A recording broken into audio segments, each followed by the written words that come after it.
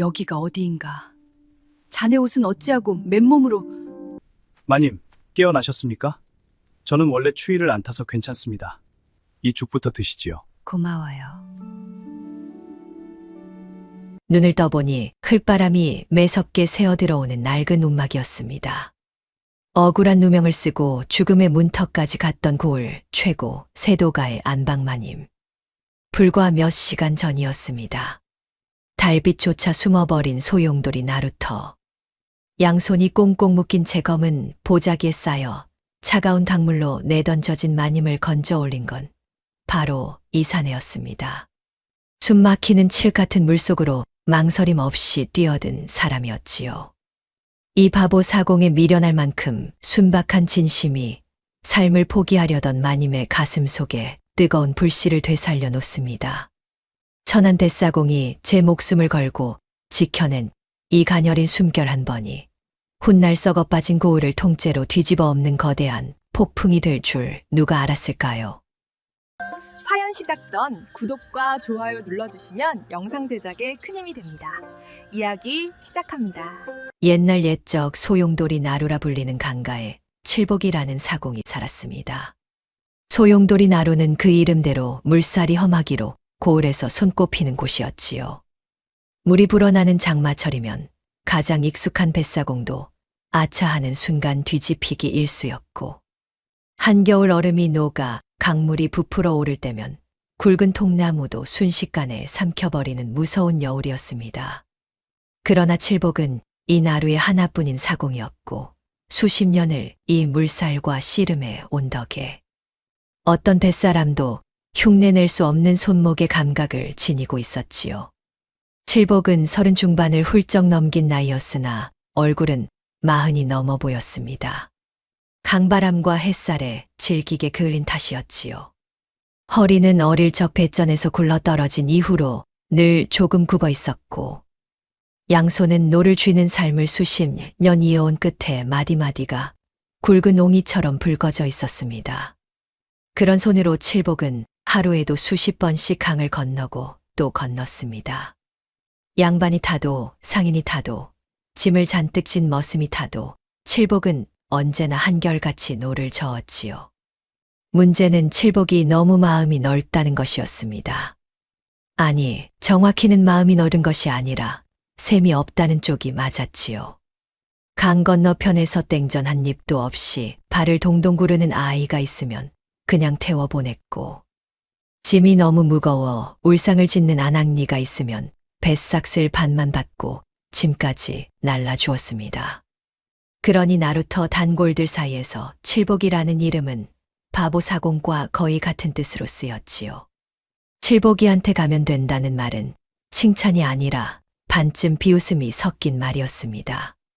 그럼에도 칠복을 진심으로 아끼는 이들이 없지는 않았습니다.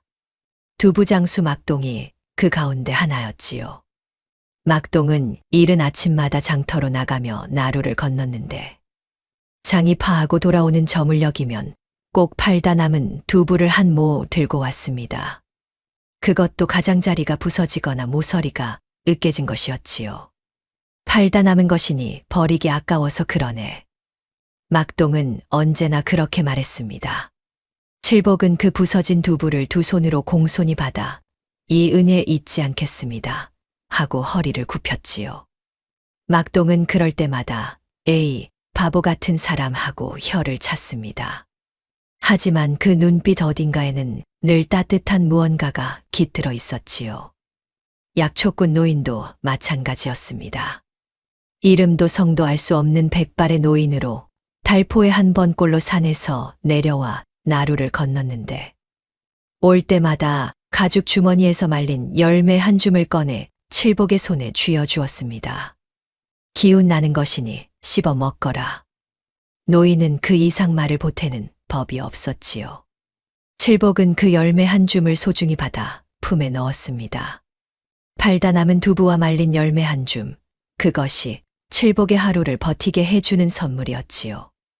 나루터 단골 손님 중에는 그런 칠복을 노골적으로 얕보는 자들도 많았습니다. 뱃삭을 던지듯 내밀고 강을 건너자마자 인사 한마디 없이 가버리는 것은 예사였고, 심한 경우에는 물건이 강에 빠졌다며 칠복에게 뛰어들라 닥달하기도 했지요. 칠복은 그럴 때도 별로 화를 내지 않았습니다. 그저 묵묵히 노를 저으며 강을 건넸지요. 그 눈빛만큼은 언제나 맑았습니다. 무언가를 잔뜩 담고도 쏟아내지 않는 강물처럼 칠복의 눈은 항상 고요했지요. 버려진 개가 나루터 어귀에서 기웃거리면 먹다 남은 것을 나눠주었고, 강가에 떠내려 온 새 한 마리가 날개를 다쳐 퍼덕이면 짚으로 둥지를 만들어 따뜻한 곳에 놓아주기도 했습니다. 고을 사람들은 그런 칠복을 보며 혀를 차거나 피식 웃었지요. 그러나 칠복은 그 시선이 무엇을 뜻하는지 모르는 것이 아니었습니다. 알면서도 달리 살 수가 없었지요. 소용돌이 나루에서 반나절 남짓 걸어가면 고을에서 가장 규모가 크고 기와 지붕이 웅장한 진사댁이 나타났습니다. 고을 사람들은 그 집을 볼 때마다 저도 모르게 목소리를 낮추었지요. 진사의 세도가 얼마나 대단한지를 알기 때문이었습니다. 고을원님도 진사에게 밉보이면 오래 버티지 못한다는 소문이 돌았고, 포교들은 진사댁 담장 아니라면 물었다 놓은 개처럼 조용해졌지요. 그 집 안 채 깊숙한 곳에 서씨 마님이 살았습니다. 서씨는 나이 28의 여인으로 단아한 이목구비의 눈빛이 유달리 또렷한 미인이었지요. 친정은 한때 학문으로 이름을 날리던 집안이었으나 서씨가 진사댁으로 시집을 오던 때에는 이미 가세가 많이 기울어 있었습니다. 그래서 서씨는 집안을 위해 스스로 그 혼사를 받아들였지요. 후회하지 않겠다고 다짐하고 또 다짐했습니다. 그러나 막상 들어온 진사댁은 서씨의 다짐을 조금씩 그리고 끊임없이 갉아먹는 곳이었지요. 서씨 마님의 가장 큰 재주는 비상한 기억력이었습니다. 어릴 때 책을 한 번 훑으면 그 내용이 고스란히 머릿속에 남았고, 한 번 본 사람의 얼굴은 10년이 지나도 잊지 않았지요. 친정아버지는 그런 딸을 두고 이렇게 말씀하시곤 했습니다. 내 기억은 비단에 새긴 글씨 같구나. 한 번 새기면 지워지지 않는다. 그 말이 훗날 이토록 중요한 재주가 될 줄은 서씨 자신도 몰랐지요. 서씨가 남편 진사의 진면목을 처음 마주한 것은 혼례를 올린 지 2해가 지난 어느 가을이었습니다. 진사의 사랑채 서안 위에는 언제나 두툼한 장부가 놓여 있었는데, 서씨는 그것이 집안 살림 장부인 줄로만 알았지요. 그날 서씨는 남편이 외출한 빈틈에 안채로 이어진 복도를 지나다가 사랑채 문이 열려 있음을 보았습니다. 심부름 나간 하인이 실수로 닫지 않은 것이었지요. 안을 들여다볼 생각은 없었으나 바람에 날린 장부 한쪽이 방문 밖으로 삐져나오며 서씨의 치맛자락에 스쳤습니다. 서씨는 무심코 그것을 집어들었다가 굳어버렸습니다. 빼곡하게 적힌 숫자와 이름들, 그리고 날짜. 군량미 수백 석이 어디론가 흘러들어간 내역이 몇 쪽에 걸쳐 상세하게 적혀 있었지요. 서씨의 비상한 기억력은 순식간에 그 내용을 머릿속 깊이 새겨버렸습니다. 손이 떨리기 시작했지요. 발소리가 들려오는 것을 깨닫고 황급히 장부를 제자리에 돌려놓으려는 순간, 가장 핵심적인 내용이 적힌 쪽지 몇 장이 손에 잡혔습니다. 서씨는 본능적으로 그 쪽지들을 속치마 허리 안쪽에 접어 밀어 넣었지요. 심장이 귀에 들릴 만큼 쿵쿵거렸습니다. 발소리는 멀어졌고 서씨는 아무 일도 없었다는 듯 안채로 돌아와 바느질 광주리를 집어들었지요. 그날 밤 서씨는 등잔 아래 홀로 앉아 그 쪽지들을 속치마 안감에 곱게 꿰매 숨겼습니다. 손가락이 바늘에 찔려 피가 맺혔으나 개의치 않았지요. 꿰맨 자리는 겉으로 보면 아무 표시도 없었습니다. 그러나 진사는 이미 낌새를 챘습니다.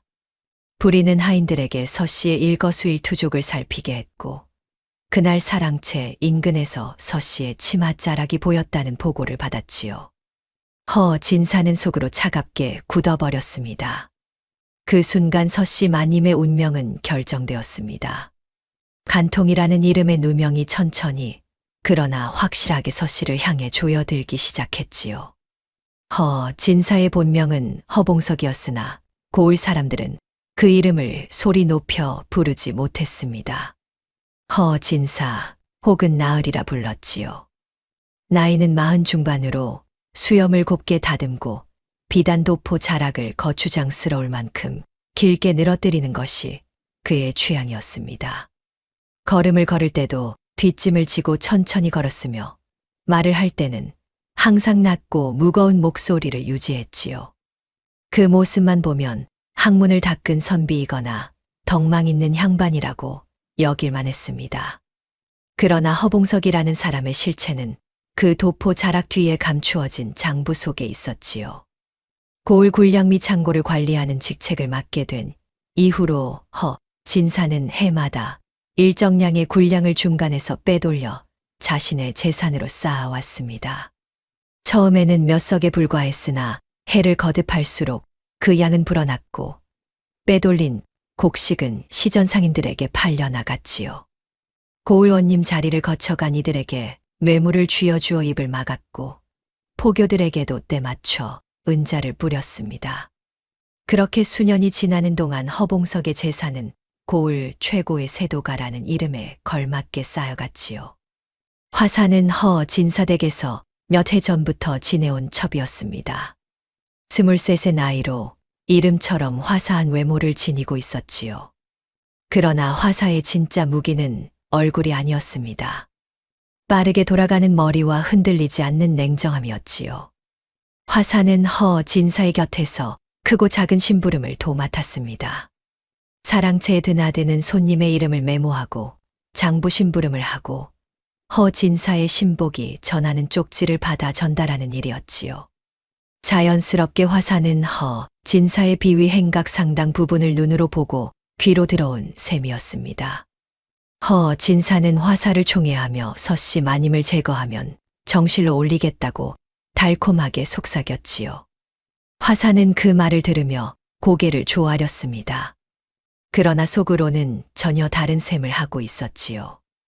횡령이 언제 발각될지 모른다는 것을 화사는 이미 알고 있었습니다. 심부름을 하며 보고 들은 것들이 쌓일수록 이 집의 번영이 위태로운 모래 위에 세워진 것임을 피부로 느꼈지요. 화사는 조용히 출구를 찾고 있었습니다. 이 배가 가라앉기 전에 살아서 내릴 수 있는 방법을 말이지요.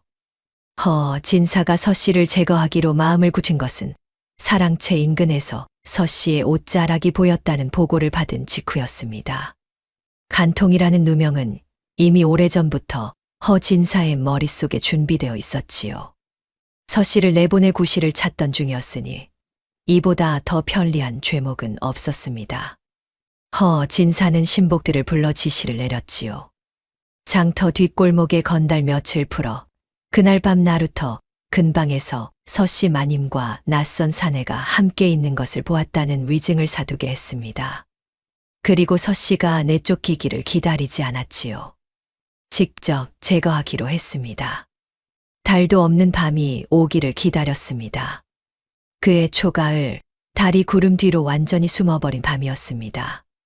강물은 낮 동안 내린 비로 불어 있었고 소용돌이 나루의 물살은 평소보다 더 거세게 휘돌고 있었지요. 강 언저리 갈대숲 사이로 바람이 지나가며 스산한 소리를 냈고 가끔 물새 한 마리가 어둠 속에서 울음소리를 냈습니다. 그 밤 강가에는 사람의 그림자가 있어서는 안 되는 시각이었지요. 진사의 신복 셋이 나루터 어귀의 모습을 드러낸 것은 자정을 넘긴 무렵이었습니다. 셋 모두 삿갓으로 얼굴을 가리고 있었으며 그중 두 사람이 들고 있는 것은 검고 두터운 삼배 보자기로 둘둘 감긴 꾸러미였지요. 꾸러미는 생각보다 무거워 보였습니다. 두 사람이 합쳐들어야 겨우 나를 수 있을 만큼이었지요. 그 안에서는 아무 소리도 들리지 않았습니다. 신복들은 눈길 한 번 나누지 않고 나루터 한가운데로 빠르게 걸어갔지요. 배가 묶여있는 배전에서 불과 10 발자국 남짓한 거리였습니다. 뱃전에는 칠복이 낡은 가마니를 깔고 누워 있었지요. 장마 이후로 배 밑에 물이 스며들어 안을 말리는 중이었고, 칠복은 그 위에서 잠이 든 채였습니다. 한낮에 여러 번 강을 왕복한 뒤라 몸이 무거웠고, 강가의 습한 바람 소리는 오히려 자장가처럼 들렸지요. 신복 하나가 조심스럽게 꾸러미를 들어 올렸습니다. 다른 하나가 끄트머리를 잡아 기세를 보탰지요. 그리고 셋이 함께 힘을 모아 꾸러미를 강물 한가운데를 향해 내던졌습니다. 묵직한 무게가 어둠 속을 날아가더니 첨벙하는 소리와 함께 검은 강물 속으로 빠져들었지요. 물보라가 일었다가 이내 가라앉았고, 소용돌이는 무언가를 삼키듯 꾸러미 주위로 빠르게 돌아갔습니다. 신복들은 잠시 강물을 내려다보다가 말없이 자리를 떴지요. 바로 그 순간이었습니다. 어둠 속 강물 한가운데에서 목소리가 들려왔지요. 아주 가늘고 희미한 소리였습니다. 물살에 반쯤 묻혀버릴 것 같은, 그러나 분명히 사람의 목소리였지요. 사람 살려. 잠들어 있던 칠복의 눈이 번쩍 떠졌습니다. 소용돌이 나루를 수십 년 지켜온 칠복의 귀에는 강물 소리와 사람 소리를 구별하는 감각이 몸에 배어 있었지요. 칠복은 가만히를 걷어차며 일어섰습니다. 신복들이 사라진 방향을 확인할 겨를도 없이 칠복은 그대로 강물 속으로 몸을 던졌지요. 초가을 강물은 예상보다 차가웠습니다. 숨이 막힐 만큼 차가운 물이 온몸을 감쌌으나 칠복은 멈추지 않았지요. 소용돌이 나루의 물살을 손바닥처럼 아는 칠복은 소용돌이를 거슬러 헤엄치지 않았습니다. 물살의 방향을 따라 비스듬히 몸을 틀며 꾸러미가 떨어진 쪽으로 나아갔지요. 어둠 속에서 손끝에 무언가 두터운 천이 잡혔습니다. 칠복은 있는 힘을 다해 그것을 끌어안고 강가로 헤엄쳤지요. 강가에 꾸러미를 끌어올린 칠복은 떨리는 손으로 삼배 보자기를 풀었습니다. 안에는 사람이 있었지요. 여인이었습니다. 두 손이 결박된 채 의식을 잃은 여인이 차가운 보자기 안에 웅크려 있었지요. 칠복은 숨부터 확인했습니다. 가느다란 숨결이 아직 남아 있었지요. 칠복은 그 자리에서 무릎을 꿇었습니다. 칠복은 처음에는 관하로 달려가야겠다고 생각했습니다. 이렇게 결박된 채 강물에 던져진 사람이라면 마땅히 관하에서 보호를 받아야 했으니까요. 그러나 발길을 떼기 전에 칠복의 머릿속에 지난 수년간 두 눈으로 봐온 장면들이 떠올랐습니다. 포교들이 허 진사댁 대문을 드나드는 것, 원님이 직접 허 진사를 찾아 인사를 올리는 것, 고을에서 무슨 일이 생기면 포교들이 가장 먼저 달려가는 곳이 허 진사댁이었다는 것이었지요. 칠복은 천한 뱃사공이었으나 눈과 귀는 멀쩡했습니다. 관하는 안 되겠다. 칠복은 중얼거리며 여인을 들쳐업었지요. 여인의 몸은 강물에 젖어 있었고 체온은 바닥에 가까웠습니다. 칠복의 등에서 느껴지는 그 차가움이 발걸음을 서두르게 했지요. 소용돌이 나루에서 강둑을 따라 한참 올라가면 칠복이 사는 허름한 움막이 있었습니다. 흙벽에 짚을 얹어 만든 것으로 칠복이 혼자 살기 시작한 이후로 보수다운 보수 한 번 하지 못한 것이었지요. 사람이 산다기보다는 겨우 비를 피하는 정도의 곳이었습니다.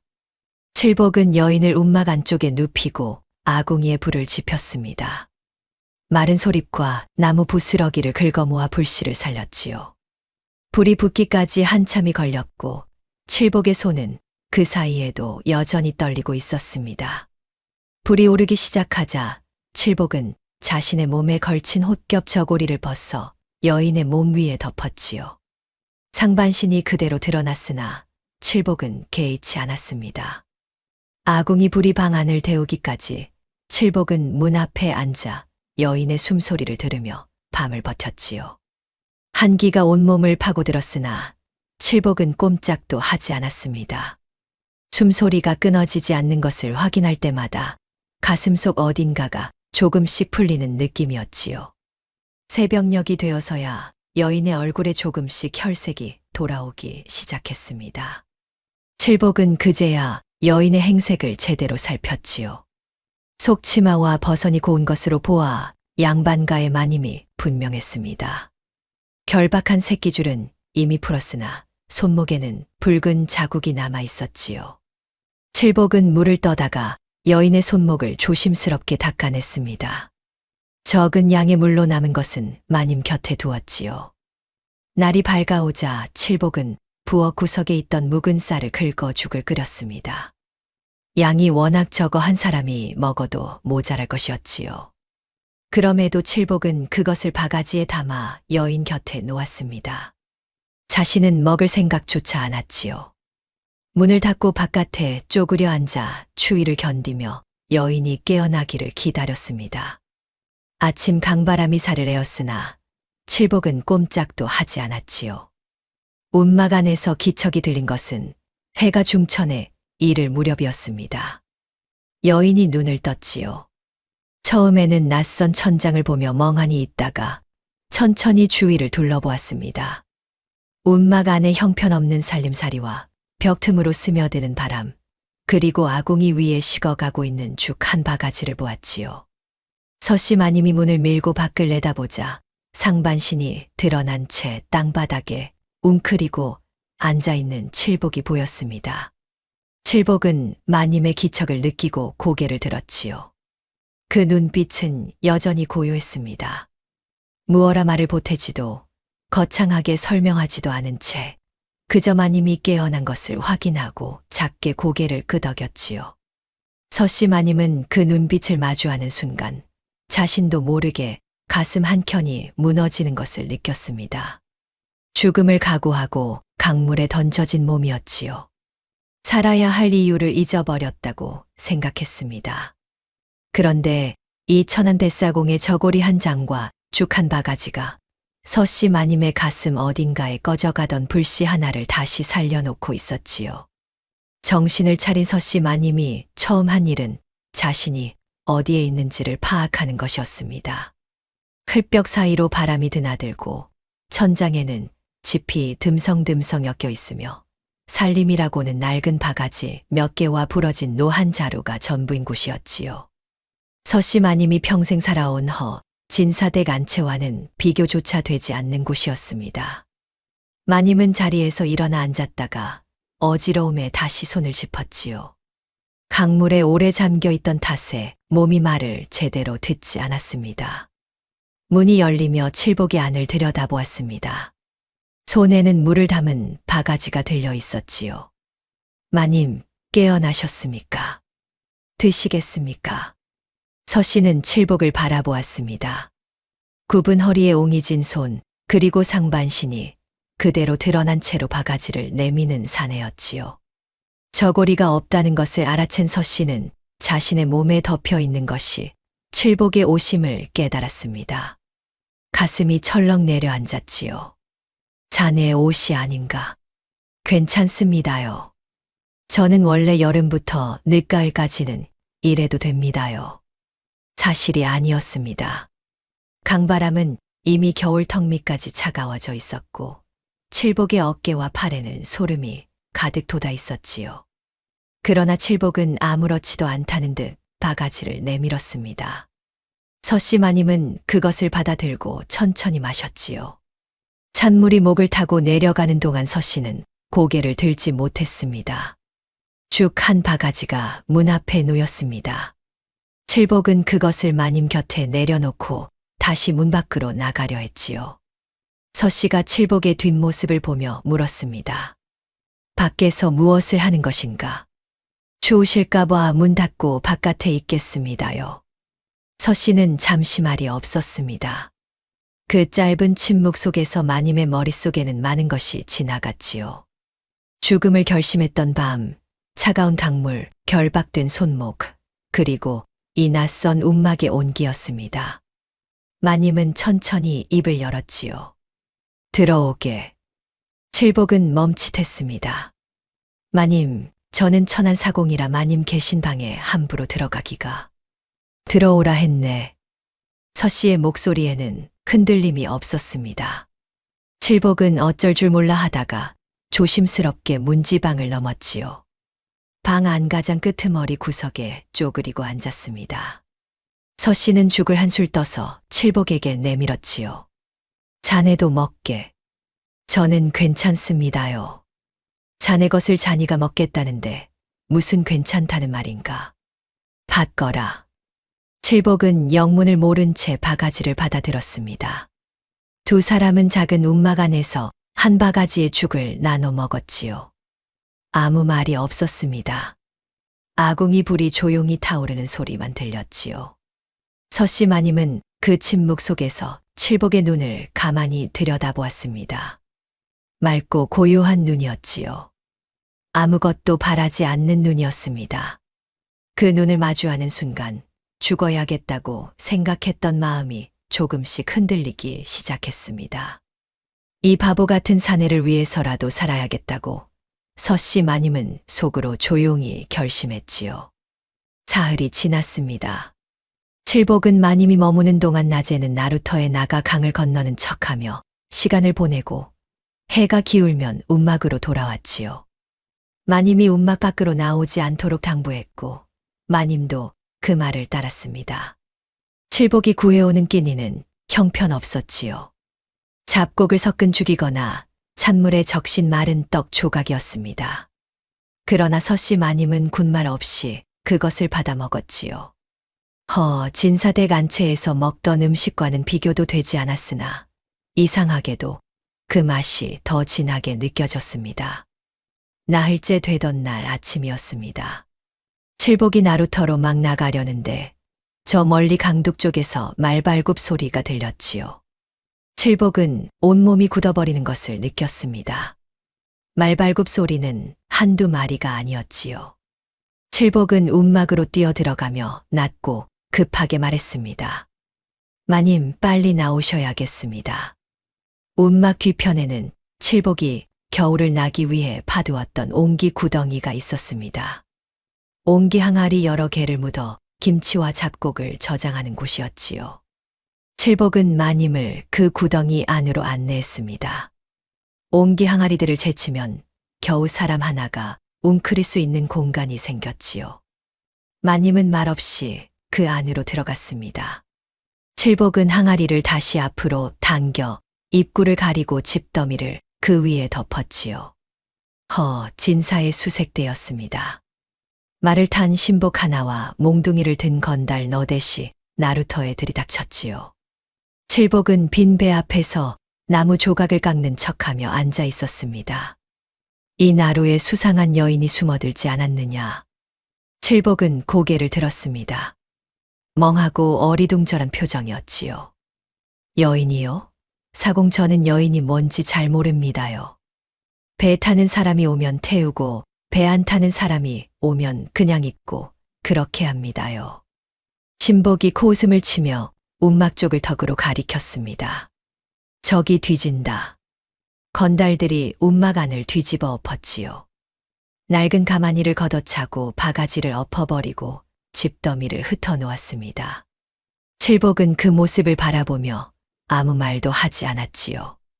건달 하나가 칠복의 멱살을 잡아 세웠습니다. 숨겼느냐? 이 바보 같은 놈아. 저는 아무것도 모릅니다요. 주먹이 날아왔습니다. 칠복은 고개를 옆으로 꺾이면서도 넘어지지 않으려고 버텼지요. 발길질이 이어졌습니다. 칠복은 소리를 지르지 않았지요. 아궁이 앞에 꿇어앉혀진 채 매질을 당하는 동안 칠복의 시선은 옹기 구덩이 쪽으로 단 한 번도 가지 않았습니다. 뒤지고 찾고 엎고 나서도 아무것도 나오지 않자 신복은 칠복의 멱살을 한 번 더 쥐었다가 놓으며 말했지요. 다음에 또 숨겼다간 그냥 두지 않는다. 수색 대가 떠나자 칠복은 그 자리에서 무릎이 꺾였습니다. 입술이 터지고 갈비뼈 쪽이 욱신거렸지요. 그러나 칠복은 곧 일어나 옹기 구덩이로 달려갔습니다. 항아리를 치우고 짚을 걷어냈지요. 마님이 안에서 천천히 몸을 일으켜 세웠습니다. 구덩이에서 나온 서씨 마님은 칠복의 얼굴을 보았습니다. 터진 입술과 퉁퉁 부어오른 눈두덩이였지요. 서씨 마님의 눈에서 눈물이 한 줄 흘러내렸습니다. 소리도 없이 말도 없이 흘러내린 눈물이었지요. 마님은 품에서 겉옷을 벗어 한쪽 소매를 뜯었습니다. 그러고는 칠복 앞에 무릎을 꿇고 앉아 칠복에 피가 배어나는 발을 조심스럽게 잡아들었지요. 칠복은 화들짝 놀라 발을 빼려 했습니다. 마님, 이러시면 안 됩니다요. 가만히 있거라. 서씨의 목소리는 낮고 단단했습니다. 마님은 뜯어낸 소매천으로 칠복의 발을 천천히 감쌌지요.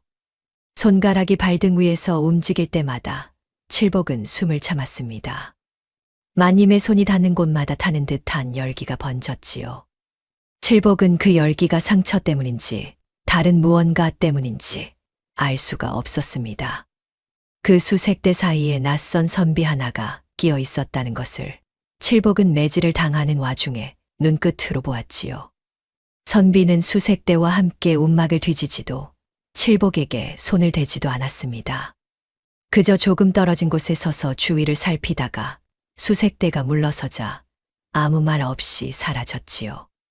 그 눈빛이 칠복의 기억 한켠에 걸렸습니다. 수색대가 다녀간 다음 날부터 서씨 마님은 달라졌습니다. 멍하니 앉아 있거나 강물 쪽을 바라보던 눈빛이 사라지고 무언가를 빠르게 생각하고 계산하는 사람의 표정이 그 자리를 채웠지요. 마님은 칠복을 불러 앉혔습니다. 칠복, 내가 자네에게 부탁할 것이 있네. 칠복은 두 손을 무릎 위에 모으고 마님을 바라보았지요. 마님 분부시면 무엇이든 하겠습니다요. 장터에 가줘야 하네. 구해와야 할 것들이 있어. 서씨 마님이 잃은 것들은 뜻밖의 물건들이었습니다. 낡은 비단 패천 몇 조각, 백반 한 줌, 그리고 특정 약초 뿌리였지요. 마님은 칠복의 손 위에 그 이름들을 하나하나 짚어가며 일렀습니다. 칠복은 고개를 끄덕이며 들었지요. 비단 패천은 장터 한켠에서 헌 옷을 파는 노점을 찾으면 될 것이고, 백반은 염색 재료를 파는 곳에 가면 있을 것이었습니다. 약초 뿌리는 약초꾼 노인에게 물으면 알 수 있을 것이라고 마님이 덧붙였지요. 그것들을 어디에 쓰시려 하십니까요? 자네는 구해오기만 하면 되네. 칠복은 더 묻지 않았습니다. 해가 완전히 뜨기 전에 움막을 나섰지요. 장터를 한 바퀴 도는데 반나절이 걸렸습니다. 낡은 비단 패천은 생각보다 쉽게 구할 수 있었지요. 헌 옷더미 사이에 버려지다시피 한 것들을 헐값에 얻어왔습니다. 백반도 어렵지 않았지요. 약초 뿌리는 장터 어귀에서 약초꾼 노인을 우연히 만나 받을 수 있었습니다.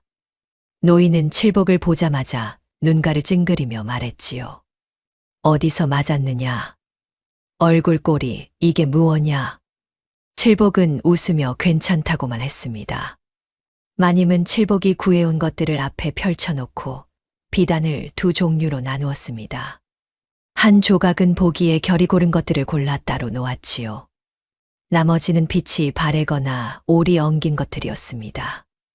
마님은 칠복에게 또렷이 일렀지요. 고른 것은 곱게 염색해서 장터에 내다 팔 것이네. 우리 두 사람 먹고 사는 데 쓸 것이야. 나머지 한 조각에는 내가 다른 것을 새길 것이네. 이 두 가지는 절대 섞이면 안 돼. 다른 것을 새긴다 하셨습니까요? 보게 되면 알 것이네. 마님은 아궁이에 물을 올렸습니다. 재를 걸러 만든 잿물에 백반을 녹였지요. 약초 뿌리를 잘게 쪼개어 함께 넣고 한참을 끓였습니다. 칠복은 그 옆에 쪼그려 앉아 물끄러미 지켜보았지요. 한참 후 마님은 비단 패천 한 조각을 그 잿물에 적셔 건져내었습니다. 축축하게 젖은 비단을 움막 바깥 집더미 위에 펼쳐 햇빛에 말리기 시작했지요. 볕에 말라가는 비단을 바라보던 칠복이 눈을 가늘게 떴습니다. 처음에는 아무것도 보이지 않던 천에서 마르기 시작하면서 은은한 광택이 피어오르고 있었지요. 빛의 각도에 따라 아른거리는 그 광택은 고운 것이었습니다. 그러나 거기까지였지요. 칠복의 눈에는 그냥 곱게 처리된 비단으로밖에 보이지 않았습니다. 마님, 이게 무슨 기법입니까요? 친정에서 배운 것이네. 쓸 데가 있을 줄은 몰랐지만 마님의 목소리에는 짧은 쓴웃음이 담겨 있었지요. 서 씨는 그날 저녁 염색에 쓰고 남은 잿물 일부를 작은 그릇에 담아 따로 두었습니다. 그리고 속치마 허리 안쪽 솔기를 뜯어 그 안에서 접혀있던 쪽지 몇 장을 꺼냈지요. 촛불 아래에서 쪽지를 펴 들고 한참을 들여다보았습니다. 칠복은 마님이 그 쪽지를 꺼내는 것을 보았지요. 말을 걸지 않았습니다. 마님의 눈빛이 그 쪽지 위를 달릴 때마다 무언가가 단단하게 굳어가고 있었으니까요. 칠복은 그것이 무엇인지 몰랐지만 그 눈빛이 두려움이 아니라 결의임을 알 수 있었지요. 이튿날 새벽이 밝기 전이었습니다. 서씨 마님은 잠에서 깨어 홀로 앉아 있었지요.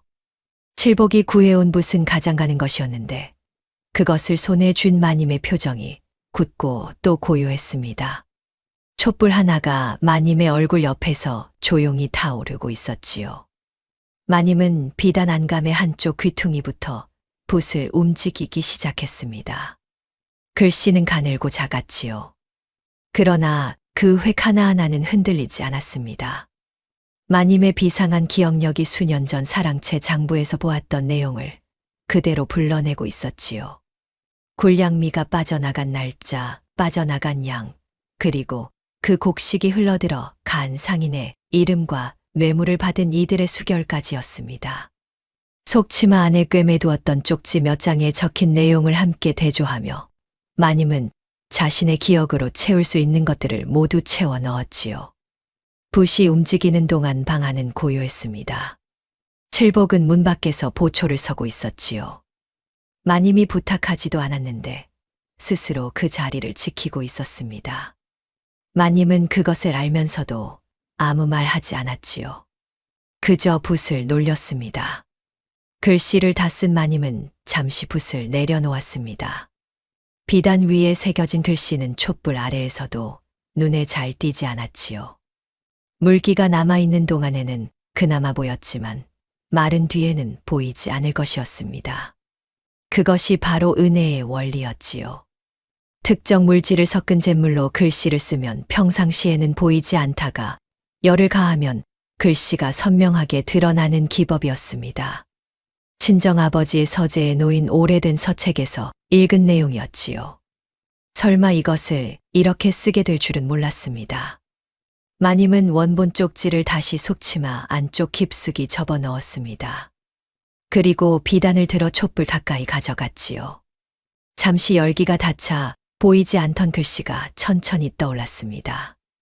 가느다란 붉은 기운이 비단 올 사이에서 피어오르듯 선명해졌지요.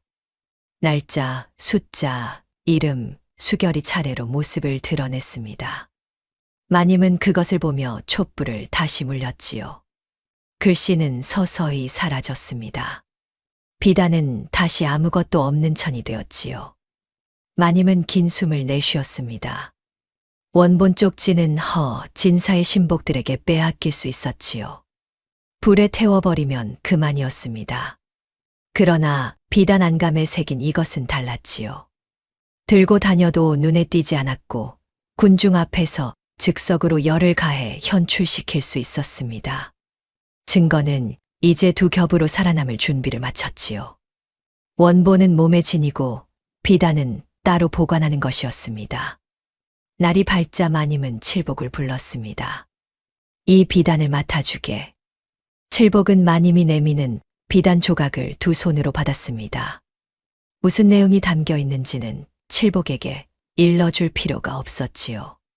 다만 마님은 한 가지만 분명히 말했습니다.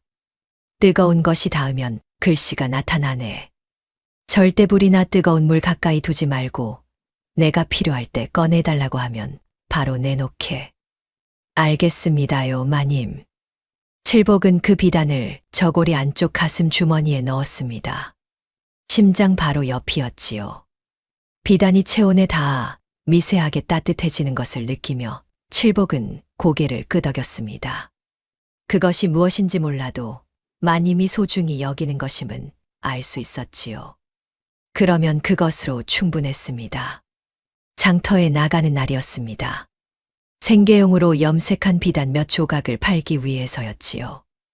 마님이 직접 물을 들인 것들이라 빛깔이 곱고 결이 고왔습니다. 장터의 전이나 좌판에 내다 놓으면 팔리지 않을 리 없었지요. 칠복은 비단을 보자기에 싸서 등에 메고 해가 기울기 전에 장터로 들어섰습니다. 장터는 늘 그렇듯 사람들로 북적였지요.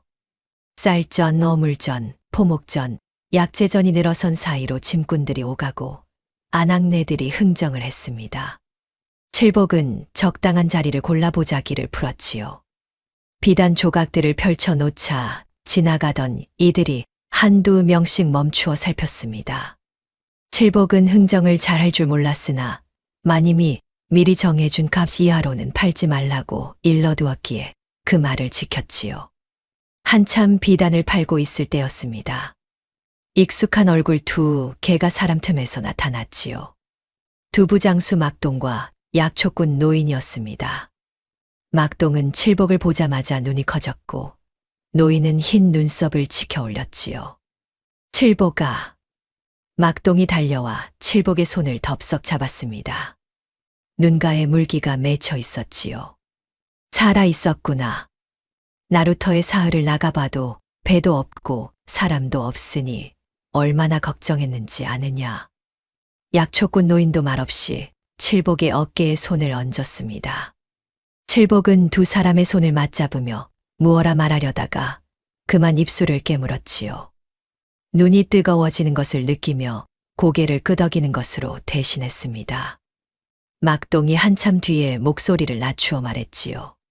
칠복아, 자네한테 꼭 해야 할 말이 있어. 막동의 얼굴이 굳어 있었습니다. 칠복이 고개를 들었지요.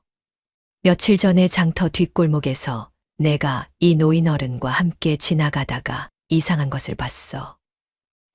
진사댁 신복 하나가 건달놈 셋을 앉혀놓고 돈 봉투를 내밀더라고.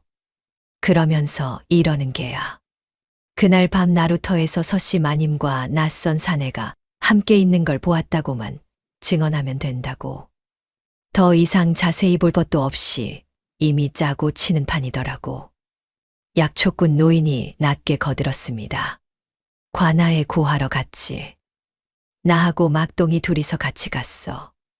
그런데 포교들이 죄다 진사집에 밥 먹듯 드나드는 자들이지 않느냐. 들어주는 이가 아무도 없었어. 어찌할 바를 몰라서 이러고 있던 참이었네. 칠복은 두 사람의 말을 들으며 주먹을 쥐었습니다. 그러나 곧 손을 폈지요. 분노보다 먼저 마님의 얼굴이 떠올랐습니다. 마님은 이미 그것을 알고 있었을 것이었지요. 진사라는 사람이 어떻게 움직이는지를 알고 있었으니 그래서 비단에 증거를 새긴 것이었습니다. 두 분께서 목격하신 것 잊지 말고 기억해 두십시오. 반드시 쓸 날이 올 것입니다. 막동과 약초꾼 노인이 고개를 끄덕였습니다. 비단이 다 팔릴 무렵 해가 서쪽으로 기울기 시작했습니다. 칠복이 보자기를 접으려는데 장터 한켠에서 인기척이 느껴졌지요. 고개를 들자 조금 떨어진 곳에서 선비 하나가 칠복이 팔던 비단 조각 쪽을 유심히 들여다보고 있었습니다. 허름하지 않은 차림새였고 눈빛이 날카로웠지요. 칠복과 눈이 마주치자 선비는 아무 말 없이 몸을 돌려 군중 속으로 사라졌습니다. 어디선가 본 눈빛이었지요. 수색대 사이에 섞여 있다가 말없이 사라졌던 그 선비였습니다. 칠복의 머릿속에 무언가가 걸렸으나 당장 잡히지는 않았지요. 움막으로 돌아온 칠복은 번 것들을 마님 앞에 내놓았습니다. 마님은 그것을 손에 쥐고 한참 들여다보더니 조용히 비단 조각 하나를 잘라냈지요. 증거용 비단이 아닌 따로 남겨두었던 곱게 염색한 조각이었습니다. 손바닥보다 조금 작은 크기였지요. 마님은 그것을 칠복의 손에 쥐어 주었습니다.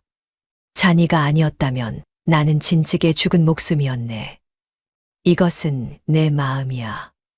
칠복은 그 조각을 받아들고 아무 말도 하지 못했습니다. 촛불빛 아래에서 비단의 빛깔이 곱게 일렁였지요.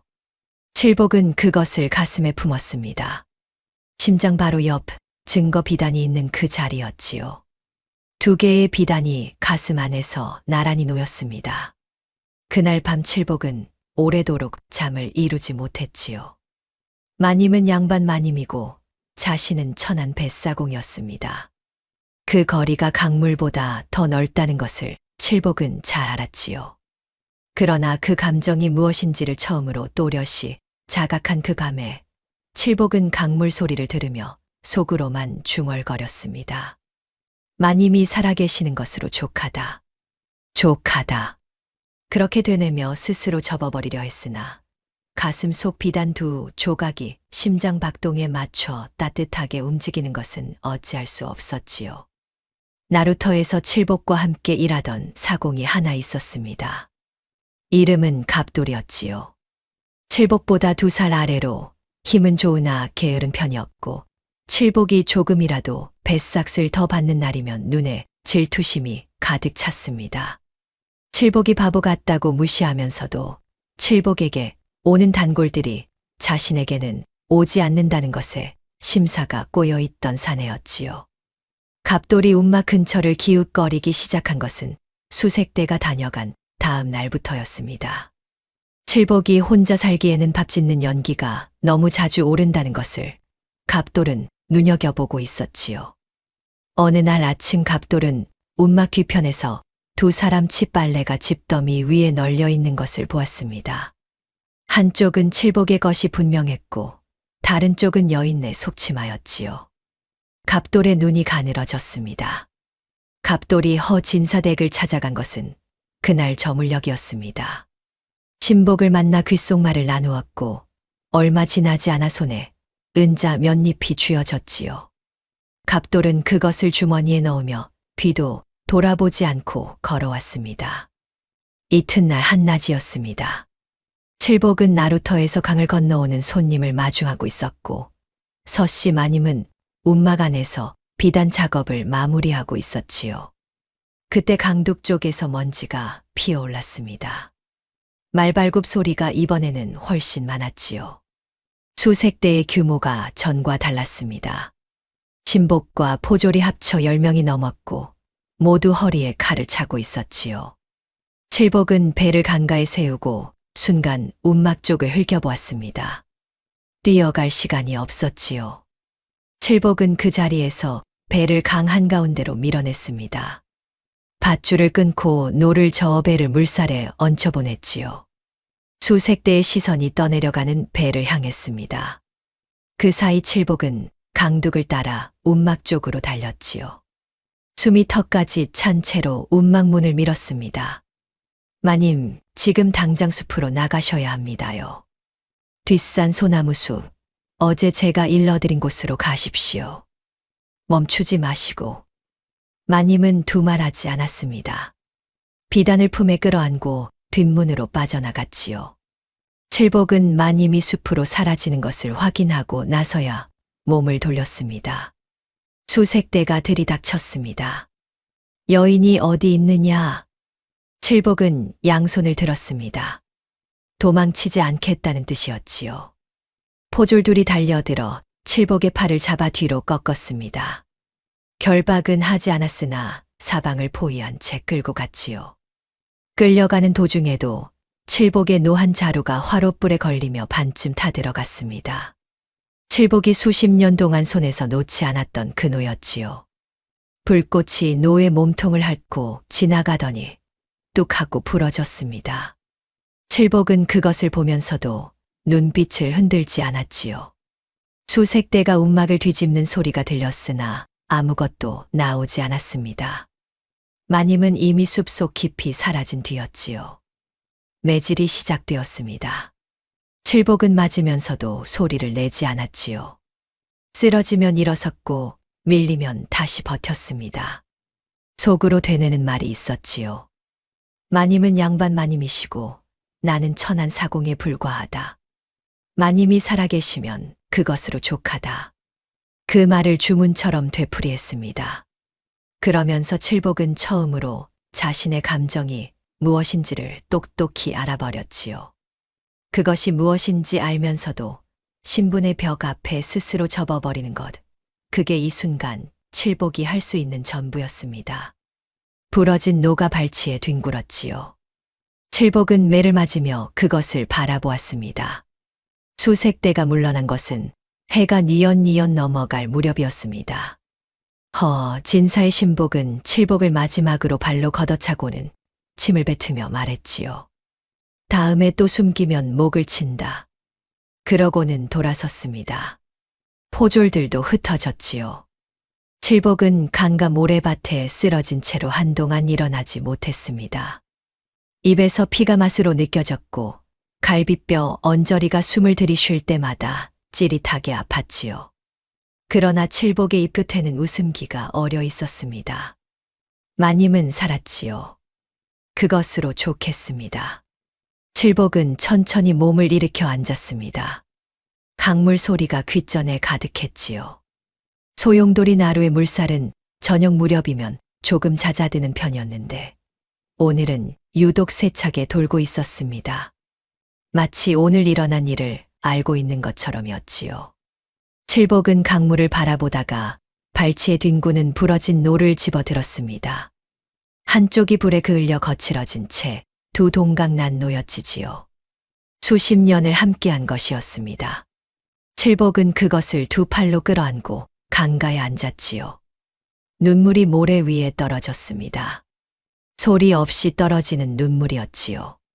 칠복은 우는지조차 몰랐습니다. 한편 진사의 신복들은 강가를 돌아나가던 중에 핏자국 하나를 발견했습니다. 수색대가 칠복을 끌고 다니며 생긴 것이었으나 그 핏자국 옆에 서씨 마님의 것으로 보이는 옷자락 한 조각이 모래 위에 걸려 있었지요. 마님이 움막에서 숲으로 빠져나가는 도중에 가시덤불에 걸려 뜯긴 것이었습니다.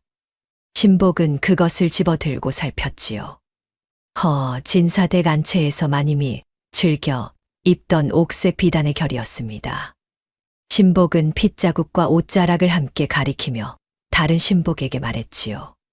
강가에 이것이 있었습니다. 물살이 워낙 거센 곳이라 살아있을 리가 없사옵니다. 진사는 보고를 받고 잠시 눈을 감았습니다. 서씨가 죽었다면 이제 아무 거리낄 것이 없었지요. 장부를 알고 있는 입이 강물 속에 잠겼으니 횡령은 그대로 묻히는 것이었습니다. 진사는 천천히 눈을 뜨고 고개를 끄덕였지요. 그 보고를 고지곳대로 믿기로 했습니다. 믿고 싶었으니까요. 강가에서 칠복은 부러진 노를 끌어안은 채 오래도록 앉아 있었습니다. 해가 완전히 지고 별이 뜰 때까지였지요. 그때 등 뒤에서 발소리가 들렸습니다. 칠복이 고개를 돌리자 나무십과 흙이 묻은 채로 서씨 마님이 서 있었지요. 숲속에 숨어서 수색대가 물러나는 것을 기다렸다가 내려온 것이었습니다. 마님은 칠복의 얼굴을 보았지요. 눈가가 붉어진 것을 보았습니다. 강가에 핏자국이 남아있는 것도 보았지요. 마님은 아무 말 없이 칠복 곁에 앉았습니다. 두 사람은 한동안 강물을 바라보았지요. 칠복이 먼저 입을 열었습니다. 마님, 괜찮으십니까요? 자니가 먼저 물어볼 처지냐. 마님의 목소리가 약간 떨렸습니다. 칠복은 피식 웃었지요. 얼굴을 보면 웃을 상황이 아니었는데도 웃음이 나왔습니다. 강물 소리가 두 사람 사이에 흘렀지요. 이튿날 아침 서씨 마님과 칠복은 허름한 움막으로 돌아오지 않기로 했습니다. 수색대가 이미 한 번 뒤진 곳이었으나 갑돌이 밀고를 한 이상 언제 또 들이닥칠지 알 수 없었지요. 두 사람은 나루터에서 한참 떨어진 숲속 빈터에 자리를 잡았습니다. 나무며 교루 사이에 칠복이 짚을 엮어 임시로 처마를 만들었고 마님은 그 아래에 앉아 생각에 잠겼지요. 칠복은 마님 곁에 서서 말했습니다. 마님, 저는 이제 그만 여기서 물러나는 것이 옳겠습니다요. 마님이 고개를 들었지요. 무슨 말인가? 천한 것이 곁에 있으면 마님께 누가 됩니다요. 마님은 양반 마님이시고 저는 사공이고요. 마님 혼자 움직이시는 것이 더 낫겠다 싶습니다요. 친정 쪽으로 몸을 피하시거나 먼 고을로 넘어가시거나. 칠복의 목소리는 낮고 고요했습니다. 그러나 눈빛은 흔들리고 있었지요. 스스로도 그 흔들림을 느꼈기에 고개를 약간 돌렸습니다. 서씨 마님은 자리에서 일어났습니다. 그러고는 칠복의 소매를 잡아 돌려 세웠지요. 칠복이 눈을 피하려 해도 마님의 시선이 그것을 허락하지 않았습니다. 천하다 귀하다 따지는 건 저 자들이나 할 짓이오. 나는 지금 칠복 그대가 필요하오. 칠복은 그 말에 입을 열지 못했습니다. 마님이 이어 말했지요. 도망자로 살면 진사는 평생 그 장부를 묻고 살 것이오. 내가 강물에 빠져 죽은 것으로 알고 있으니 더욱 그렇겠지요. 그 자가 아무 일도 없었다는 듯 화살을 정실로 올리고 떵떵거리며 사는 꼴을 볼 수는 없소. 마님, 그렇다면 어찌하실 작정이십니까요? 비단이 있지 않소. 증거가 있소. 그리고 잔이가 있소. 마님의 눈빛은 차갑지 않았습니다. 오히려 뜨거웠지요. 도망자의 눈이 아니라 싸우기로 결심한 사람의 눈이었습니다. 칠복은 그 눈을 마주하며 천천히 고개를 끄덕였지요. 마님 뜻대로 따르겠습니다요. 마님은 집 그늘 아래에 다시 앉아 생각을 정리하기 시작했습니다. 진사가 서씨를 죽은 것으로 알고 있다면 가장 방심하는 순간이 생길 것이었지요. 그 순간을 노려야 했습니다. 그리고 그 순간은 틀림없이 화살을 정실로 올리는 잔치가 열리는 날일 것이었지요. 관아 마당에서 공개적으로 치러지는 잔치, 인근 고을 양반과 상인과 백성들이 모이는 자리였습니다. 군중이 있어야 했지요. 증거는 군중 앞에서 드러나야만 의미가 있었습니다. 마님은 남은 비단을 다시 펼쳐보며 마지막 승부수를 가다듬었지요. 칠복은 그 옆에서 부러진 노의 한쪽 동강을 손에 쥐고 만지작거렸습니다. 버리지 않고 품에 넣었지요. 마님이 그것을 보며 물었습니다. 그 부러진 것을 왜 들고 다니는가? 버리기가 아깝습니다요. 마님은 잠시 칠복을 바라보다가 말없이 눈을 거두었습니다. 그 짧은 침묵에 담긴 것이 무엇인지는 두 사람 모두 굳이 말하지 않았지요. 진사는 서씨가 죽었다고 확신한 다음 날부터 움직이기 시작했습니다.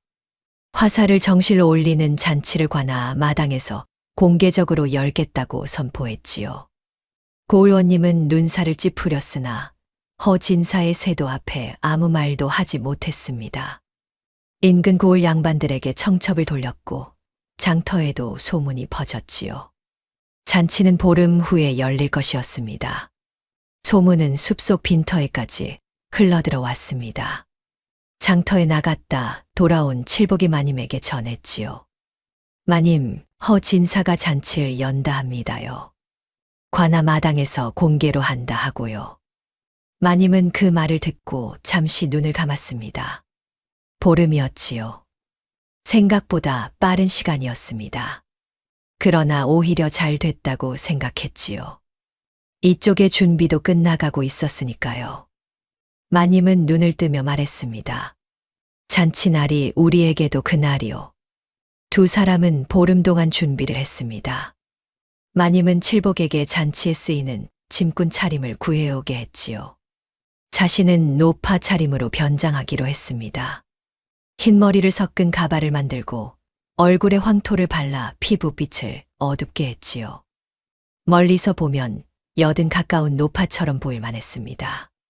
잔치날 관아 마당은 이른 아침부터 들썩였습니다. 음식을 나르는 심부름꾼들이 오가고 풍악 소리가 담장 밖까지 넘쳐 흘렀지요. 구경꾼들이 담장 주위로 몰려들었고 관아 마당 안에도 양반과 상인들이 자리를 잡고 있었습니다. 화사는 화려한 홍색 비단 치마 저고리를 입고 상석에 앉아 있었지요. 얼굴에는 표정이 없었습니다. 아름다운 얼굴이었으나 그 눈빛은 냉정하게 주위를 훑고 있었지요. 칠복과 마님은 구경꾼 틈에 섞여 관아 마당 안으로 들어섰습니다. 칠복은 등에 짐 보따리를 메고 있었지요. 그 안에 부러진 노가 숨겨져 있었습니다. 마님은 허리를 굽힌 채 지팡이를 짚으며 칠복의 뒤를 따랐지요. 마당 안으로 들어서자마자 칠복은 마님과 미리 짜둔 계책에 따라 조용히 부엌 쪽으로 자리를 옮겼습니다. 잔치 음식을 조리하던 커다란 가마솥이 마당 한켠에서 펄펄 끓고 있었지요. 육수 냄새와 기름 냄새가 마당 전체에 퍼져 있었습니다. 칠복은 두꺼운 사기 사발을 하나 집어들고 가마솥 곁에서 물이 끓는 것을 확인했지요. 마님이 비단을 펼치는 순간 뜨거운 물을 쏟아부어야 했습니다. 사기 사발에 뜨거운 물을 가득 채워 짐 보따리 사이에 끼워두고 칠복은 그 자리에서 신호를 기다렸지요. 잔치는 한창이었습니다. 풍악이 울리고 음식이 돌았지요. 진사는 상석에서 오랜만에 환한 얼굴을 하고 있었습니다. 모든 것이 정리되었다는 안도감이 그 얼굴에 고스란히 드러났지요. 화사는 그런 진사를 바라보며 속으로 날짜를 세고 있었습니다. 이 집의 번영이 얼마나 더 버틸 수 있을지를 가늠하는 중이었지요. 군중 한가운데서 마님이 천천히 몸을 세웠습니다. 마님이 몸을 세우며 가발을 벗어냈습니다. 황토를 발라 어둡게 만들었던 얼굴을 소매로 닦아냈지요. 변장이 거치자 서씨 마님의 얼굴이 군중 앞에 드러났습니다. 잔치 마당이 순식간에 고요해졌지요. 아무도 입을 열지 못했습니다. 구경꾼들이 술렁이기 시작했고 양반들이 서로 눈을 마주쳤지요. 진사의 얼굴이 굳었습니다. 핏기가 서서히 빠져나갔지요. 강물에 던져 죽인 줄 알았던 정실이 잔치 마당 한가운데 서 있었으니까요. 처음에는 눈을 비볐습니다. 그래도 서씨 마님은 그 자리에 있었지요. 진사의 눈빛이 공포에서 분노로 바뀌는 데는 그리 오래 걸리지 않았습니다. 진사가 자리에서 벌떡 일어서며 소리를 질렀지요. 저 귀신을 잡아라. 죽은 자가 나타났다. 신복들이 달려들었습니다. 군중이 뒤로 물러서며 비명소리가 터져 나왔지요. 혼란이 순식간에 마당을 덮쳤습니다. 그 혼란 속에서 신복 2명이 칠복을 찾아내 팔을 비틀어 잡았지요. 칠복은 짐 보따리를 빼앗기지 않으려 버텼으나 인원이 많았습니다. 저 천한 사공놈을 먼저 목패겠다. 진사가 칼을 들이대며 명했지요. 신복 하나가 칼을 빼어 칠복의 목에 갖다 댔습니다. 군중의 비명 소리가 높아졌지요. 마님의 얼굴이 굳었습니다. 칠복을 바라보는 눈빛에 두려움이 스쳤지요. 바로 그 순간이었습니다. 칠복이 짐 보따리 속에서 부러진 노를 끌어당겼습니다.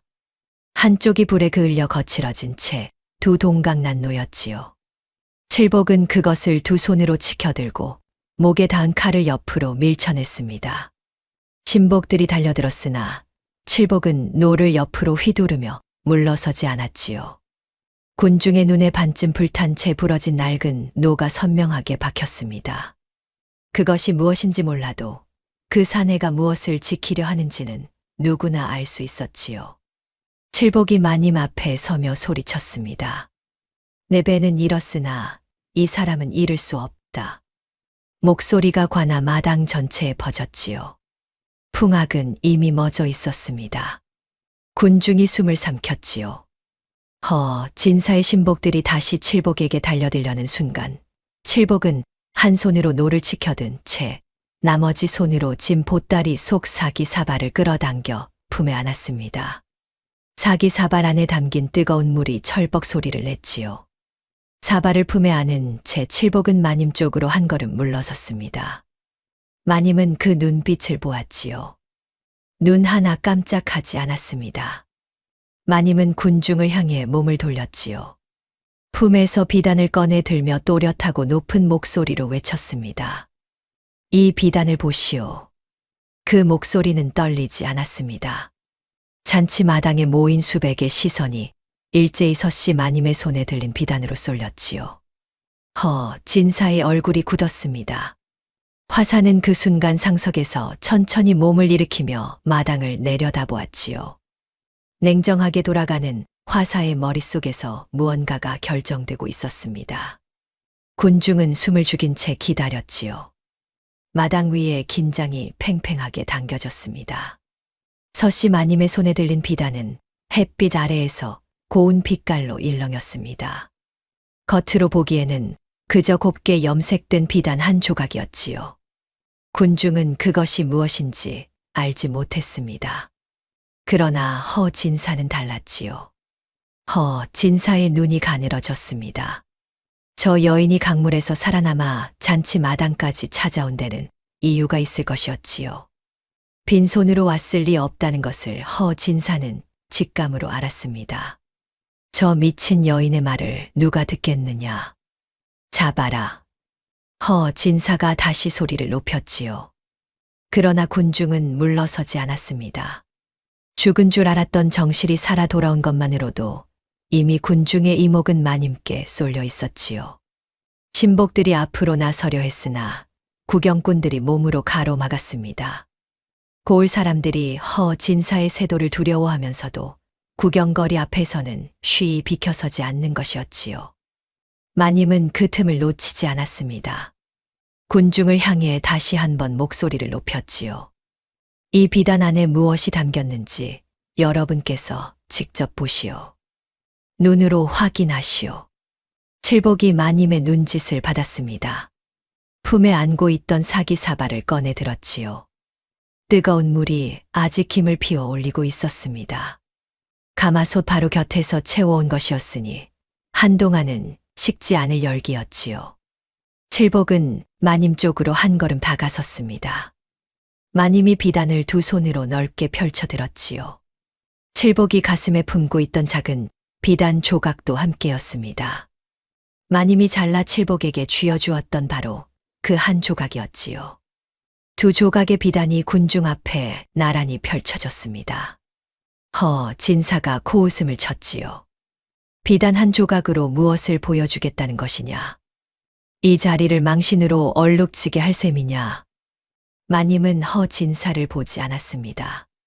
군중을 보았지요. 고을 사람들의 얼굴을 하나하나 훑었습니다. 장터에서 늘 마주치던 얼굴들, 나루터를 드나들던 얼굴들, 허진사 대개 세도 아래 고개를 숙이며 살아온 얼굴들이었지요. 마님은 그 얼굴들을 향해 말했습니다. 여러분, 잠시만 이 자리에 서 계시오. 곧 보이게 될 것이오. 칠복이 사기사발을 들어 올렸습니다. 뜨거운 물이 사발 안에서 찰랑거렸지요. 군중이 숨을 죽였습니다. 진사의 신복들이 달려들려 하자 고을 사람 몇이 팔을 뻗어 막아섰지요. 뒤에서 구경하던 이들이 앞으로 밀려왔습니다. 관아 마당이 사람들로 가득 찼지요. 마님이 칠복을 바라보았습니다. 칠복이 고개를 끄덕였지요. 칠복이 사기사발을 기울였습니다. 뜨거운 물이 비단 위로 단숨에 쏟아졌지요. 김이 피어오르며 비단이 순식간에 젖어들었습니다. 군중이 저도 모르게 앞으로 몰려들었지요. 처음에는 아무것도 보이지 않았습니다. 젖은 비단이 햇빛 아래 축축하게 늘어질 뿐이었지요. 그러다가 한 획이 먼저 나타났습니다. 가늘고 붉은 선이었지요. 그 다음에 또 한 획, 그리고 숫자, 그리고 이름이었습니다. 비단 꽃무늬 사이로 붉은 글씨가 번지듯 피어오르기 시작했지요. 굴량미가 빠져나간 날짜, 빠져나간 양, 곡식을 사들인 시전 상인의 이름, 그리고 뇌물을 받은 이들의 수결이 차례로 모습을 드러냈습니다. 햇빛 아래에서 그것은 더욱 선명했지요. 군중이 술렁이기 시작했습니다. 저것이 무엇냐? 글씨다. 비단에 글씨가 있었다. 날짜가 보인다. 숫자도 있어. 수런거림이 마당 전체로 번졌지요. 진사의 얼굴이 하얗게 변했습니다. 다리가 풀리는 것을 느끼며 상석 팔걸이를 붙잡았지요. 신복들도 얼어붙었습니다. 아무도 앞으로 나서지 못했지요. 고 의원님은 눈을 크게 뜨고 비단을 바라보았습니다. 바로 그때였습니다. 화사가 자리에서 일어섰지요. 화려한 홍색 치마 저고리가 햇빛 아래 빛났습니다. 그러나 화사의 눈빛은 차갑고 결연했지요. 화사는 천천히 상석에서 내려와 마당 한가운데로 걸어왔습니다. 진사가 굳어진 목소리로 말했지요. 화사야, 어딜 가느냐? 화사는 돌아보지 않았습니다. 군중 앞에 서서 고개를 숙였지요. 그리고 또렷한 목소리로 말했습니다. 저도 드릴 말씀이 있사옵니다. 진사가 빈털터리가 될 것이 확실해진 이 순간 함께 가라앉을 이유가 없었지요. 화사는 수년간 진사의 곁에서 눈으로 보고 귀로 들은 것들을 낱낱이 고하기 시작했습니다. 굴량미 심부름을 도맡아 하며 직접 목격한 것들, 신복이 건달에게 돈을 건네며 서씨 마님을 모함하라고 이르는 장면을 가까이에서 들은 것, 서씨 마님을 강물에 던지라는 명이 어느 날 밤 사랑채에서 내려진 것까지였지요. 화사의 목소리는 흔들리지 않았습니다. 감정도 없었지요. 그저 사실만을 또렷하게 고했습니다. 군중이 쉽사리 입을 다물지 못했지요. 진사의 신복 몇이 화사를 막으려 했으나 고을 사람들이 그 앞을 가로막았습니다. 바로 그 순간이었습니다. 군중 뒤편에서 사람이 걸어 나왔지요. 장터에서 비단을 유심히 들여다보던 그 선비였습니다. 수색대 속에 섞여 있다가 말없이 사라졌던 그 눈빛이었지요. 선비는 군중을 헤치고 마당 한가운데로 나오며 품속에서 무언가를 꺼내 들었습니다. 마패였지요. 둥글고 묵직한 마패가 햇빛 아래 번쩍였습니다. 암행어사 출두요. 그 소리에 관아 마당 전체가 얼어붙었습니다. 풍악은 이미 오래전에 멎어 있었지요. 암행어사는 마패를 들고 군중 앞에 서서 천천히 입을 열었습니다. 물증 없이 세도가를 치면 오히려 무고죄에 엮이는 법이요. 증거가 세상에 드러나는 이 순간을 기다려온 것이요. 진사는 그 자리에서 힘이 풀려 주저앉았습니다. 신복들이 하나둘 몸을 뒤로 빼기 시작했지요. 포졸들이 달려와 진사의 양팔을 잡아 포박했습니다. 진사는 입을 열었으나 말이 나오지 않았지요.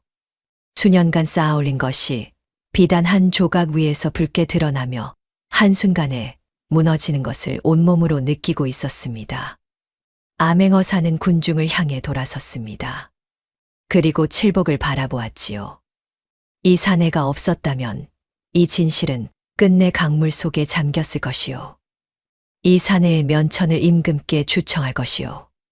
그 말이 마당 전체에 울려 퍼졌습니다. 군중이 술렁였지요. 칠복은 부러진 노를 손에 쥔 채 그 자리에 서 있었습니다. 말을 잃었지요. 눈앞이 흔들렸습니다. 마님이 칠복의 곁에 섰지요. 아무 말도 하지 않았습니다. 그저 칠복의 옆에 서 있었지요. 그것으로 충분했습니다. 암행어사가 관할을 장악한 다음 날부터 진사와 관련된 진실들이 하나씩 수면 위로 올라왔습니다. 진사의 사랑채를 뒤지자 두꺼운 장부들이 쏟아져 나왔지요. 서씨 마님이 비단에 새긴 내용과 대조하니 단 한 항목도 어긋나지 않았습니다. 마님의 비상한 기억력이 옮겨 적은 것이 그만큼 정확했지요. 암행어사는 서씨 마님을 불러 앉히고 장부 항목 하나하나를 확인했습니다. 마님은 막힘없이 대답했지요. 어느 해 어느 달에 얼마가 빠져나갔고 그것이 어느 상인의 손을 거쳐 어디로 흘러들어갔는지까지였습니다. 진사가 서씨에게 씌운 누명의 전모가 밝혀지는 데는 하루도 걸리지 않았지요. 장터 뒷골목에서 건달에게 위증을 사주한 신복이 이미 잡혀 있었고 그 신복이 실토하는데도 오래 걸리지 않았습니다. 그러나 신복의 말만으로는 부족할 수 있었지요. 암행어사는 다른 증인을 찾았습니다. 그때 두 부장수 막동과 약초꾼 노인이 관아 앞으로 나섰지요. 막동이 먼저 고개를 숙이며 입을 열었습니다. 저희가 직접 보았습니다. 장터 뒷골목에서 허진사댁 신복이 건달놈들을 앉혀놓고 돈 봉투를 건네는 것을 두 눈으로 봤습지요. 그날 밤 나루터에서 서씨 마님과 낯선 사내가 함께 있는 것을 보았다고만 하면 된다는 말도 들었고요. 약초꾼 노인이 천천히 거들었습니다. 진작 구하러 갔으나 포교들이 죄다 진사 편이라 들어주는 이가 없었습니다. 암행어사 나으리께서 오신 오늘에야 비로소 구할 수 있게 됐습니다. 암행어사는 두 사람의 증언을 받아 적게 했습니다.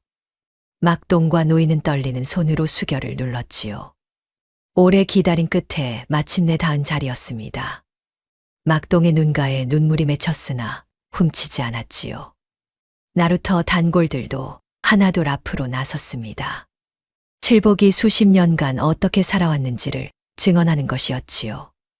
뱃삭도 없는 이를 그냥 태워보냈다는 것, 굶주린 이에게 자신의 끼니를 나눠주었다는 것, 버려진 개에게도 먹을 것을 주었다는 것이었습니다. 칠복은 그 자리에 있지 않았지요. 강가에 앉아 부러진 노를 손에 쥐고 물을 바라보고 있었습니다. 뒤에서 증언이 이어지고 있다는 것을 알지 못했지요. 알았다 해도 말리러 갔을 것이었습니다. 칠복이 평소 베풀었던 작은 선행들이 그 사람들을 끝까지 증인으로 남게 한 것이었지요. 팔다 남은 부서진 두부 한 모, 말린 열매 한 줌, 그것을 두 손으로 받아 감사히 여기던 눈빛이 쌓여서 결국 이 자리에서 진실을 지켜낸 것이었습니다. 저녁 무렵 암행어사가 칠복을 불렀지요. 칠복은 강가에서 관하로 불려왔습니다. 암행어사는 칠복을 마주 앉히고 한참 들여다보다가 말했지요. 두려웠겠소. 칠복이 고개를 저었습니다. 마님이 살아계시면 두려울 것이 없었습니다요. 암행어사는 잠시 말이 없었지요. 그러다가 낮게 말했습니다. 면천주청 외에 따로 바라는 것이 있소. 칠복은 잠시 생각하다가 대답했지요. 새, 노 하나 갖고 싶습니다요. 암행어사는 웃었습니다. 오랜만에 짓는 웃음이었지요. 진사는 모든 재산을 몰수당하고 먼 섬으로 유배가 결정되었습니다. 장부의 이름이 옳은 이들도 하나씩 관하로 불려왔지요. 뇌물을 받은 자들은 관직을 빼앗겼고 위증에 가담한 건달들은 매를 맞고 쫓겨났습니다. 진사가 수년에 걸쳐 촘촘하게 쌓아올린 것이 열흘도 되지 않아 모두 허물어졌지요. 서씨 마님은 억울함이 풀리며 가문의 재산을 돌려받았습니다. 친정 쪽 어른들이 달려왔고 마님을 보자마자 통곡했지요. 마님은 눈물을 흘리지 않았습니다. 울 힘도 남아있지 않은 것이 아니었지요. 그보다 먼저 해야 할 일이 있었습니다. 임금의 재가로 칠복의 면천이 확정되었습니다.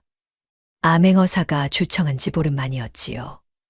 고을의 문서가 내려왔고 칠복은 더 이상 천민이 아니었습니다. 그 문서를 손에 쥔 칠복은 한동안 아무 말도 하지 못했지요. 글을 잘 읽지 못하는 칠복에게 마님이 그 내용을 읽어주었습니다. 칠복은 들으면서도 실감이 나지 않는 얼굴이었지요. 그러나 면천이 확정된 것과 서씨 마님이 칠복을 정식 남편으로 맞이하는 것은 전혀 다른 문제였습니다. 친족과 마을 어른들의 반발이 거셌지요. 사공 출신의 사내를, 그것도 엊그제까지 천민이었던 자를 양반 집안 과부가 맞아들인다는 것은 있을 수 없는 일이라 했습니다. 친정 쪽 어른 중 나이가 가장 많은 분이 서씨 마님을 따로 불러 앉혔지요. 생각을 고쳐라. 네가 겪은 것을 생각하면 어찌 모르겠느냐만 그래도 가문이 있고 체면이 있느니라. 서씨 마님은 그 어른 앞에서 고개를 숙였습니다. 그러나 한치도 물러서지 않았지요. 이 사람이 아니었다면 나는 저 강물 속에 있었을 것입니다. 천하다 귀하다 따지는 것은 살아있는 사람들의 몫이지요. 저는 살아있으니 제가 결정하겠습니다. 어른은 오래 침묵했습니다. 반박할 말을 찾지 못했지요. 마님의 눈빛 앞에서는 어떤 말도 자리를 잡지 못했습니다. 혼례는 늦가을에 치러졌습니다. 번잡하지 않았지요. 마님의 뜻이었습니다. 친족 몇과 고을 사람들이 모였고 암행어사도 자리를 지켰지요. 칠복은 혼례 내내 얼굴이 붉었습니다. 마님 앞에 서서 절을 올리는 내내 손이 떨렸지요. 마님은 칠복의 그 모습을 보며 처음으로 소리 내어 웃었습니다. 혼례가 끝날 무렵이었습니다. 하객들 사이에서 막동이 앞으로 나섰지요. 손에는 두부 한 모가 들려 있었습니다. 장터에 내다 파는 두부 중에서 가장 반듯하고 크고 예쁜 것으로 골라온 것이었지요. 모서리 하나 부서지지 않은 단단하고 매끈한 두부였습니다. 막동은 그것을 두 손으로 들어 칠복 앞에 내밀었지요. 눈물이 뺨을 타고 흘렀으나 막동은 아무 말도 하지 못했습니다. 입술이 떨렸지요. 말이 나오지 않았습니다. 칠복도 아무 말이 없었지요. 그저 두 손을 내밀어 그 두부를 받아들었습니다.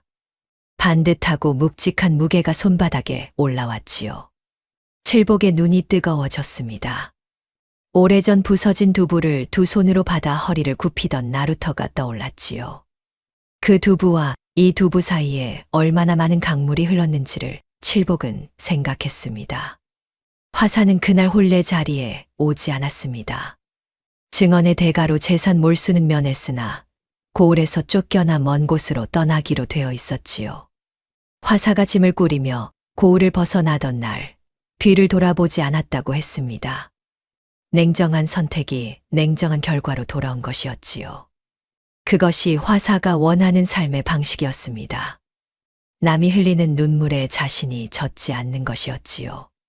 그 선택이 옳은지 그른지는 화사만이 알 것이었습니다. 몰수된 허 진사의 재산은 암행어사와 관아의 결정으로 나뉘었습니다. 억울하게 죽어간 군졸들의 가족에게 일부가 돌아갔지요.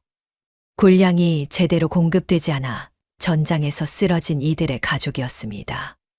나머지는 서씨 가문에 반환되었지요. 오랫동안 빼앗겼던 것이 제자리로 돌아오는 데는 생각보다 오랜 시간이 걸리지 않았습니다. 칠복은 하루아침에 고을에서 손꼽히는 만석군의 주인이 되었습니다.